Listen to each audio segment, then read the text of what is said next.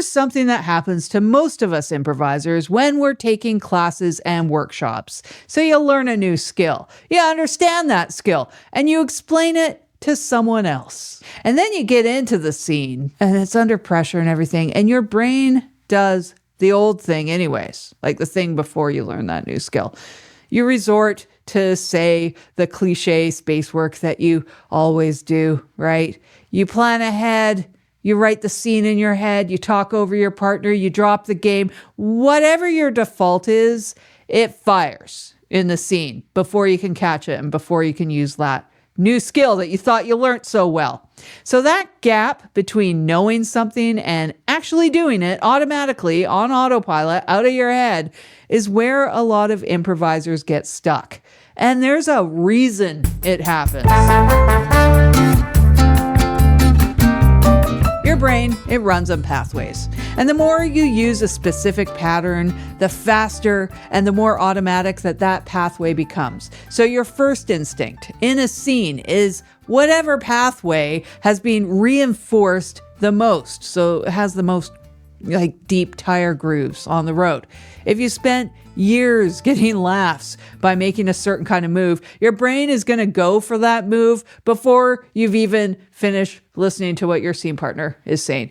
It'll always go there as a default because it doesn't know what kind of move to make. And maybe that's the reason we get so many poop jokes in scenes. So for example, if you learned early on that planning ahead kept you really safe, like your nervous system really likes it, right? Keeps you safe. Your brain will start writing the next line while the current line is still happening, right? So these defaults are your well-worn pathways. Your brain built them because they worked really well at some point. At least they felt like they worked until you learned that new skill and you wanted to implement something different. So luckily, those pathways can change. And we've been talking about the Olympian Eileen Gu for a few episodes now because she talked about metacognition and things like neuroplasticity in relation to her training. So Eileen talked about the brain's ability to form these new connections based on what you practice. So like those improv reps. So the more you use those pathways, she described how they get wider and faster. And then if you stop using those pathways, they start to narrow. So that could be the things that you don't want to do, like the poop jokes. So this applies, of course, to our improv practice. The skill that you really drill and practice becomes that instinct that you default to when you perform in a show. So if you practice listening exercises consistently, you're doing tons of stuff about listening becomes faster and more automatic under pressure. So during those difficult scenes. So if you practice specificity, specific choices start just showing up, like without even thinking. So those old default poop jokes, they don't disappear overnight, but the new pathways, they get stronger every time that you use them. So if you're planning ahead, then you don't need to. You have those roads, you know how they work, and then your brain just starts using them without even thinking. And that's getting out of your head.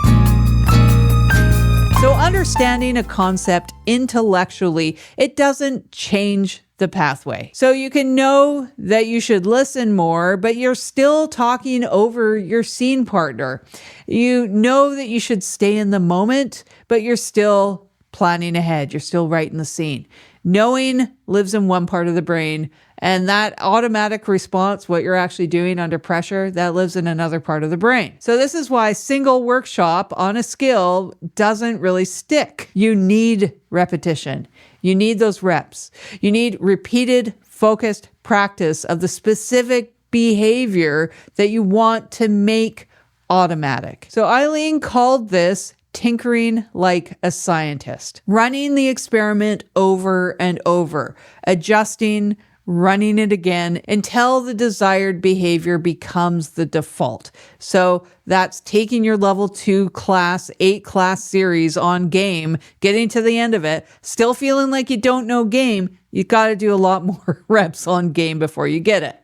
So in improv terms, this means your practice sessions should target specific skills with enough repetition that they start to compete with those old defaults.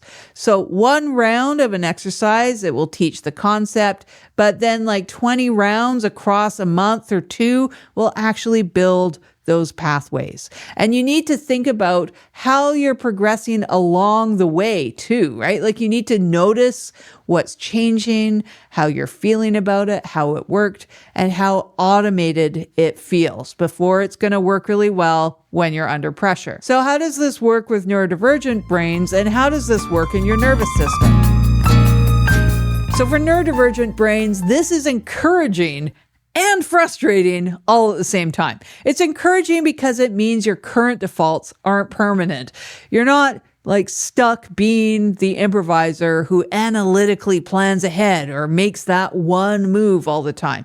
But it can be frustrating because building new pathways takes repetition, and executive function challenges can make that repetition, that deliberate practice, harder to maintain. And of course, not everything can be rewired.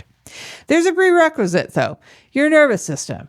It needs to feel safe enough to let you practice this new pattern, these new things honestly.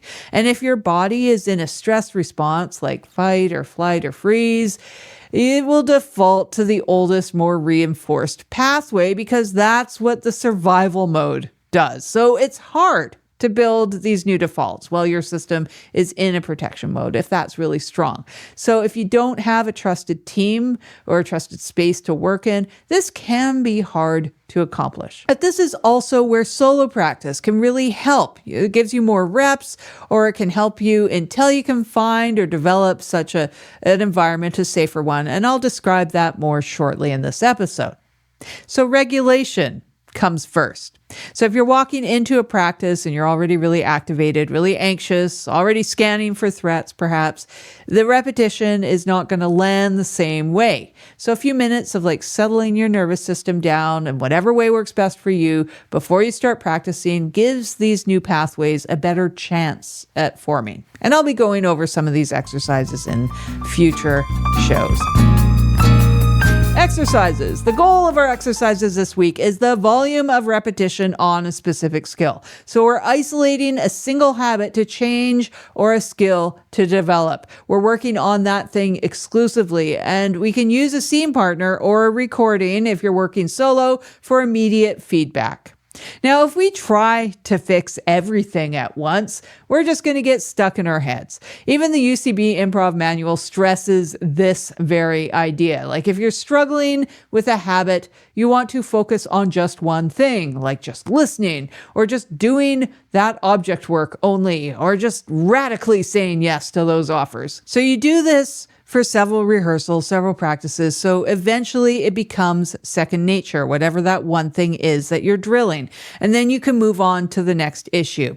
So if you have one metric of success to target, you can reduce anxiety and you can start rewriting these default behaviors.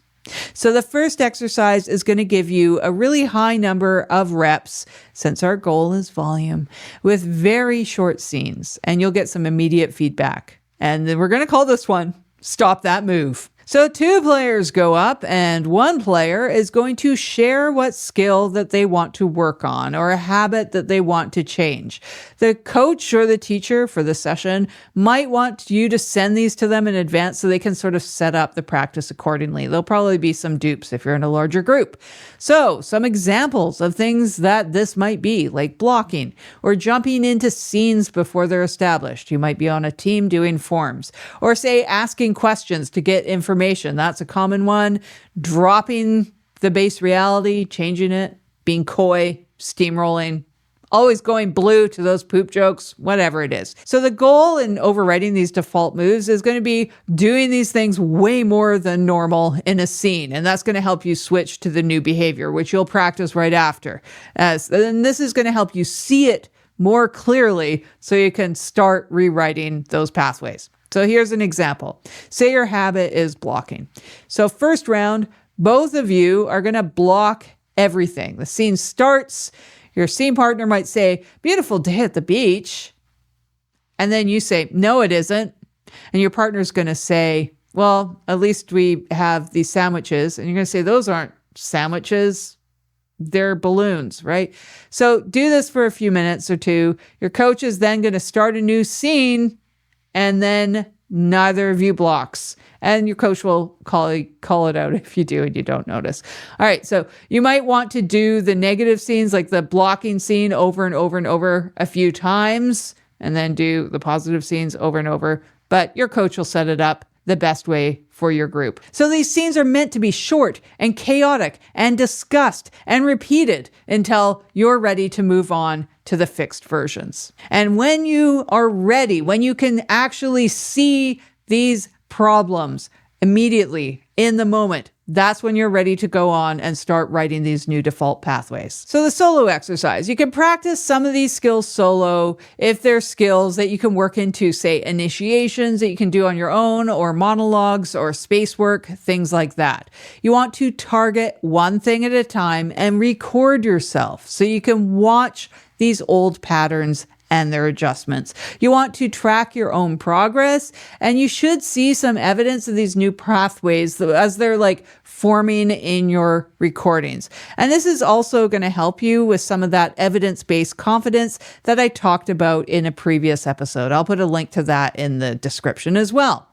And also, see if you can adapt what you want to target when you're out in the world with non-improvisers as well. So, for example, you might want to work on, say, steamrolling or not paying attention. With this one, you could have a conversation with any human in your life and just listen as much as possible. See how much you can focus on what they're saying before you actually think about your response. So, allow ample pauses, which is another improv skill that's good to practice. So you could practice that one too.